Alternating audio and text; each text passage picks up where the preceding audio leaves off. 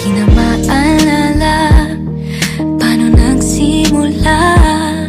Ikaw ang laging nasa isip ko bawat araw, laging